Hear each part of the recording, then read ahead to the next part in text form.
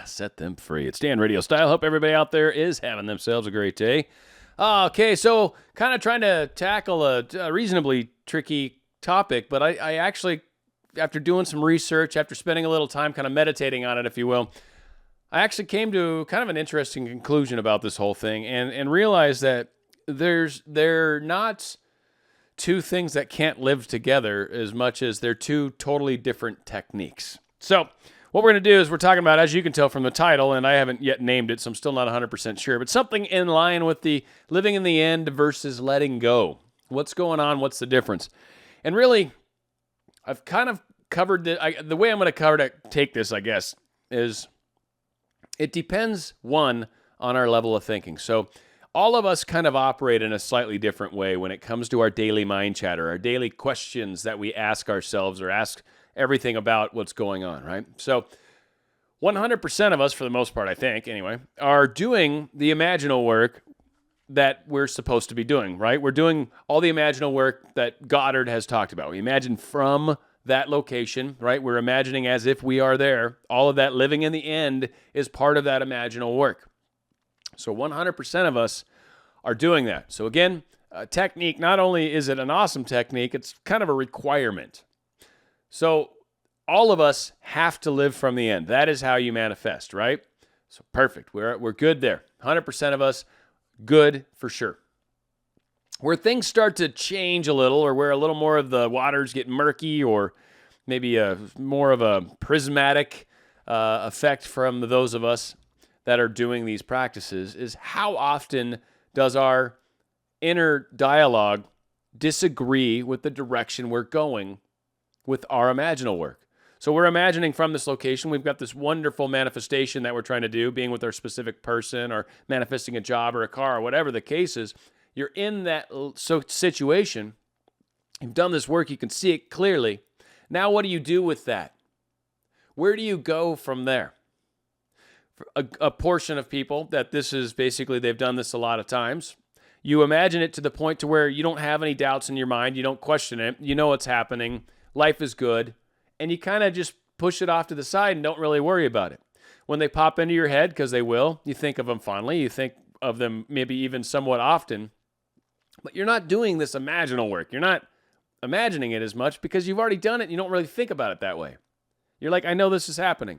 So there's no need for me to do extra imaginal stuff. It's happening. It's already going on, you know? You're not thinking about, can I make it faster? Can I, any of that stuff. You're fine with where it's at. You're at peace with the concept. So at that point, you're really going more down the path of letting go.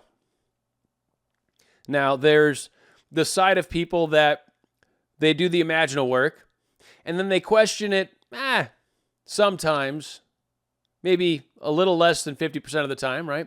Maybe most of the time, they're like, no, it's good. Every time I think of them, I'm like, I know we're going to be together. And in those cases, you definitely want to spend a little more time living in the end, spend a little more time doing the imaginal work, because what it'll do is it'll reinforce that inner dialogue. It'll get you thinking better on the most part, and you'll find you'll go from, 40% of the time, maybe questioning it, to 10% of the time, to maybe eventually hardly ever, if any. And you finally know, and you kind of reach that point of just letting go because you don't worry about it anymore. Again, it's one of those things where you still think of them from time to time, and you love them, and you're like, I'm just stoked. I know we're going to be together. Like, that's just what you say to yourself, and there's no questioning it, no doubting it, no need. It's in happen, it's process, whatever. You know, they got to move, they got to do whatever, you got to do whatever, something's got to happen, whatever the case is. I don't know. Whatever reason you're not together yet is in process. I don't know. I mean, doing the imaginal work's not going to make that happen necessarily any faster. There's still just physical things in the world that happen. Like, some of us maybe need to get new jobs, or we need to move to a new location. Like, that's still something that has to happen, right? So again, if it's less than 50% of the time, you're fine. Just keep doing the imaginal work. The mind chatter will calm down for the most part. You'll get it in line. It'll help. When you're more than 50% of the time where you're doubting it a lot, frankly, where most of the time you're doubting it, you got a couple options in front of you. And letting go is not necessarily an option as much as a choice that begins to happen. And letting go is a really neat choice. And yes, to say first, you can keep doing the imaginal work, but already most of the time you're doubting that. So you're not believing it. You can do it more often, sure, but you're just going to doubt it right after, probably anyway. So there's some sort of thing that's keeping you from being able to accept this reality that you're trying to imagine. You've got some sort of blockage, some sort of thing. Maybe there was a horrible affair that occurred between the two of you, and he's very upset, and in your mind, he can't forgive you, and maybe he's having a hard time doing that currently. So because of that, you don't believe that this reality can exist. Or maybe you're trying to manifest a new job, but you don't feel you're qualified for it. So you have a hard time believing you're going to get the job. When you're in these situations, you still have done the imaginal work, but there's a point where sometimes you can let go because it's just like, I'm tired of trying. I'm exhausted. Why hasn't this happened yet? Again, because you're not paying attention to your mind chatter. Probably.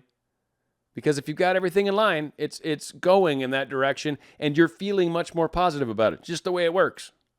When you're grumpy and negative and all that, odds are because most of the time you're questioning and doubting. It's not happened yet. It's not happening fast enough. Whatever the case is. Whatever any number of scenarios are that cause you to basically second guess what you know to be happening.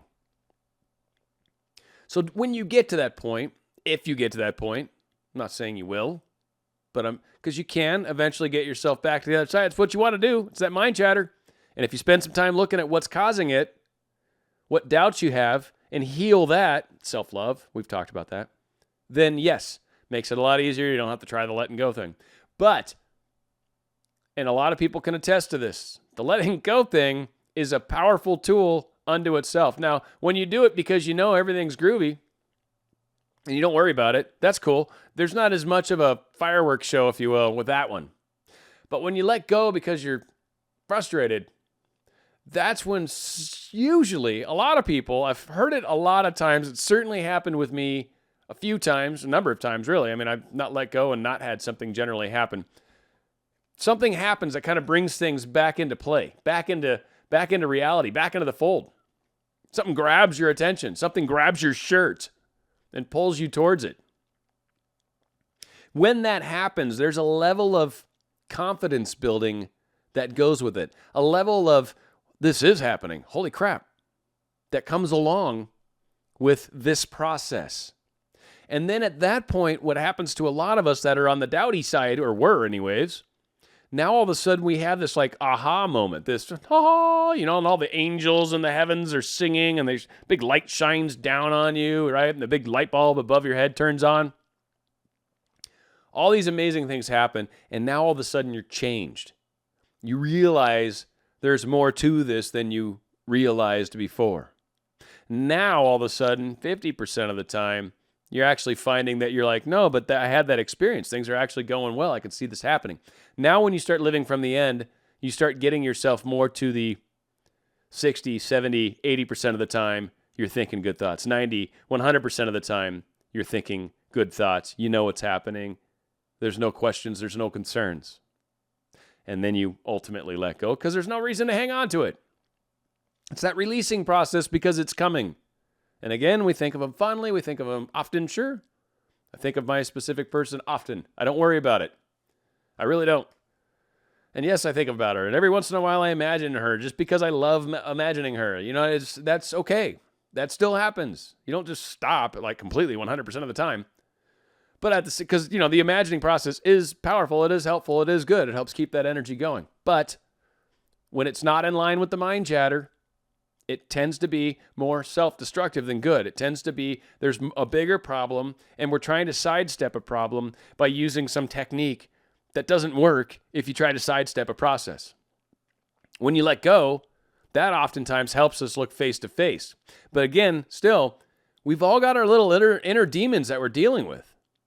And to pretend we don't is doing yourself a huge disservice. Is there a way that I can become something that I'm not currently without changing myself in any way, shape, or form? I mean, just think about the question in and of itself. Can I become something that I'm currently not without doing anything different. No. That's not how you become something you're not. And that is what manifesting is. You're becoming an energy you're currently not. Now, maybe you used to be that energy, and then you got all weird and freaked out, and they pushed you away, or you pushed them away, or whatever happened. And then your energy changed, so trying to get back to a good energy. But ultimately, that's what all this process is. So what's better, what's worse? How can you possibly let go and live in the end? You don't really try to do them both at the same time, per se. You kind of do one or the other. Or you're in that phase of letting go. But if you're in that, I need to keep reinforcing it, then keep reinforcing it. Again, we're putting out shows trying to cover a lot of topics. Just because tomorrow I might talk about, I don't know, manifesting your soulmate instead of your specific person doesn't mean I think you should stop trying to manifest your specific person. So again, we are trying to just cover different topics for different people, different folks, different strokes for different folks, as they say. I'm just hoping this makes a difference. Someone had asked the comment, and really it's an amazing question, and it's a very difficult question. And I actually at first went down the path of trying to prove that that they're both needed. And a law of attraction says letting go is a big part of it. So I do think there's some power to that. And I have experienced that. And once you've done enough imaginal work where you don't question it anymore, you've basically let go of doing the normal daily work as much as you still think about them, right? Like, I don't know. That's just kind of, I was like looking back, I'm like, I still think about her all the time. I mean, often. That's for sure. I still text her. I still talk, so there's still stuff that goes on. But am I doing the heavy imaginal work? No, not as much. I mean, every once in a while, maybe there's a couple aspects that I'm still working on, but my focus has been very much on me and just building that and all that. So I don't know. It just depends on where you're trying to go. But mind chatter, that's the key. I don't really question it. That I can say for sure. And it makes a huge difference in the big picture. Every once in a while, you'll have your moments, but for the most part, it's not that bad. So hopefully this helps. Again, tough thing. If I had to do more shows on it, people ask questions, ask away. I'm trying my best to, talk about something that's a bit on the crazy side. Hopefully, whatever. So we're going to go out with a cool song by Oasis, and the song is called Whatever. It's Dan Radio Style. You only see what people want you to see.